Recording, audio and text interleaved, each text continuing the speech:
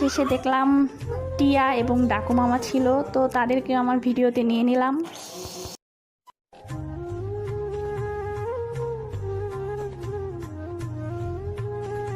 তারপর আমি টিয়া এবং ডাকু মামাকে একটু হাই এবং বাই দিয়ে দিলাম। দেন ওখান থেকে আমি চলে আসলাম আরেক পাশে। তারপরে এই যে আমার হাজব্যান্ড আমাকে দেখে আগে আগে যাচ্ছিল, আর আমি পেছনে আপনাদের জন্য ভিডিও ক্লিক নিচ্ছিলাম।